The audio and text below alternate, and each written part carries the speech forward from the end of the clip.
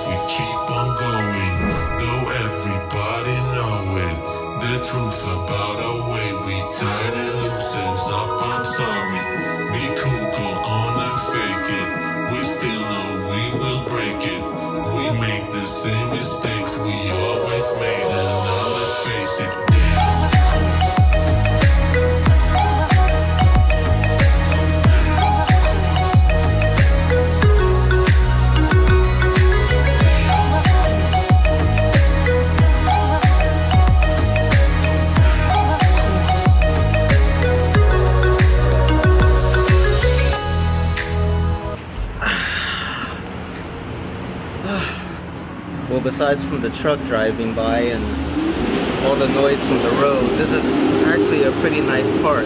Right now I'm at a park that's mosquitoes. Right now I'm at a park that's about a couple of ways from my condo. But I'm here today to talk about the primary camera that I've been using, the Canon 77D. Now this is an APS-C camera, so it's a crop factor, not a full frame camera. And this is a DSLR camera, not a mirrorless camera. I bought a battery grip to come with it so that it can carry 2 batteries and I never have to worry about switching out batteries in the middle of the day. These 2 batteries so far in this battery grip, they've lasted an entire day of shooting, and I've never had a problem with low battery life with this camera.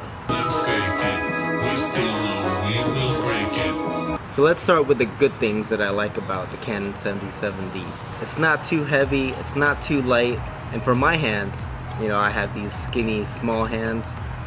They fit perfectly as far as grip is concerned. And I would say this about Canon cameras in general, they just have the best color science of all the camera manufacturers out there. In post-production, I don't have to do any editing of the colors at all. I pretty much just leave that alone. So colors in this camera, numero uno. Another great feature about the Canon 77D is that this fully articulating screen is money in the bank. Whether I'm doing videography or photography, being able to have that swivel screen, holding that camera up at a high angle or at a low angle, it's just an amazing thing to be able to see what you're shooting from a high angle or a low angle without having to use a separate monitor or something like that. And when I'm vlogging myself, like what I'm doing right now, swivel it to the other side so I can see myself and make sure that I'm in frame. There's really no price you can pay to such an invaluable thing. And I still don't understand why all cameras don't have this. Sony. And another great thing about this camera is that the batteries are amazing. Now compared to other Canon DSLRs, it's not as strong as, you know, the batteries in like the Canon 5D Mark IV or the other full frame Canon cameras. But this APS-C camera has a decent battery, and with the battery grip I got 2 batteries in there and they last me a long time.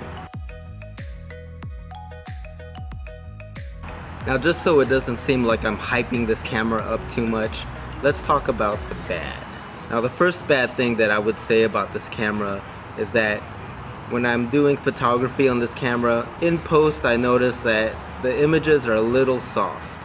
Straight out of the camera, the images are not as great as I want it to be, and I have to sharpen it in post. Another bad quality of this camera is that it's not weather resistant like the pro model cameras for Canon. So if it's raining, if it's snowing, if it's extremely icy outside, I have to be extra cautious about using the camera, making sure it doesn't get wet. And when I first bought the camera, I didn't think it would be a big deal, but after taking this camera to Niagara Falls and it getting a little bit wet and icy, I realized that yeah, I do want a pro model camera that has weather resistance and can take a beating.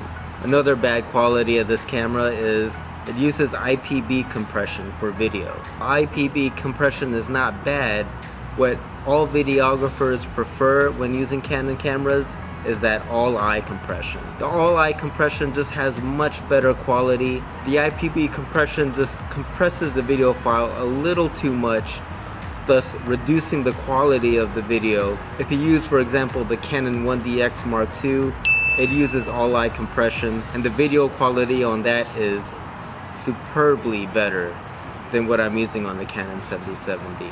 And even the Canon 80D uses all-eye compression, and it has better quality than this one, as far as video is concerned. And surprisingly enough, I'm actually more impressed with the video quality on my Lumix G7 that I'm shooting on right now than what is on my Canon 77D. It's a shame to say, but it's actually a true statement. And the final bad quality that I'm going to mention is the low light performance on the Canon 77D. It's not as great as I thought it would be. And I guess it's something you'd have to expect from a crop sensor camera.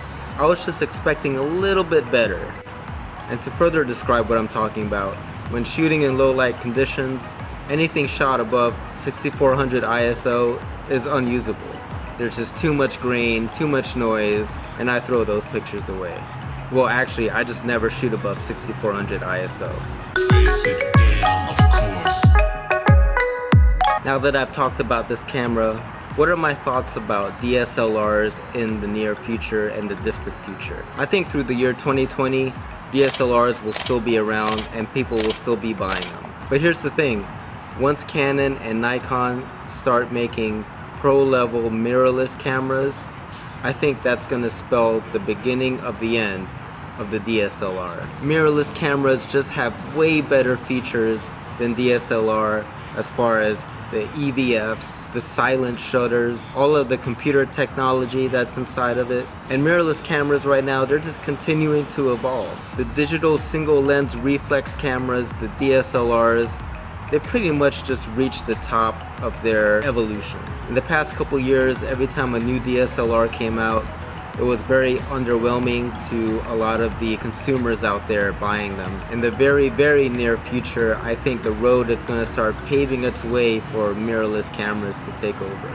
The Sony A7 series cameras are actually the first mirrorless cameras to begin competing with the pro-level DSLRs. And once Nikon and cameras start getting into that game, then yeah, that's pretty much going to be the end of the DSLR.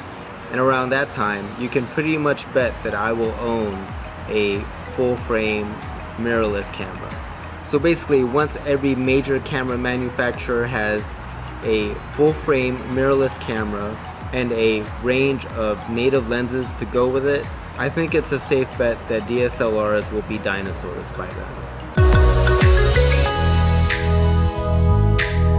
So now we come down to the question, should you get a Canon 77D if you're thinking about it? And my honest answer for mid-2018 is no, you should not get this camera. Although it is a great performing camera and it has the great features that I mentioned, and it only came out last year, quite honestly, for the price, you might as well just get a Canon 80D or some of its equivalent competitors if you're in urgent need of getting a camera like this right now. Otherwise, I would wait for another camera that's coming out soon, like later this year or next year. This is a very interesting time for DSLR and mirrorless cameras as we've reached this shift of better technology, greater performance that's actually at a more bang for your buck status right now. For example, Nikon is releasing its first mirrorless camera at the end of this summer, and I'm hearing rumors that Canon is going to be releasing their first full-frame mirrorless camera pretty soon. These are just exciting times for photographers and videographers who are trying to buy or upgrade to a new camera. It's like investing in the stock market. You know, you don't want to like jump in too quick. You want to do your research and you want to like make sure you're making the right choice. It's pretty much the same thing with cameras. Number one rule of Wall Street. Nobody, I don't care if you're Warren Buffett or if you're Jimmy Buffett, nobody knows if the stock is going to go up, down, sideways, or in fucking circles. Least of all stockbrokers. So if you have any further thoughts about what I've been talking about, feel free to comment down below. What are your thoughts about the DSLR? And what are your thoughts about the Canon 77D? And what are your thoughts about mirrorless cameras? Leave your comment down below. So anyway, I hope you enjoyed this video and my quick review of the Canon 77D and my thoughts on the DSLR. If you haven't already, smash that subscribe button and stay tuned for upcoming videos. I'm really excited about the other videos I'm working on and the other videos I'm about to shoot. So subscribe and stay tuned for some really cool content. So until the next time, I will see you on the next video. I gotta get out of here right now because I got these gnats flying all over my face. Peace.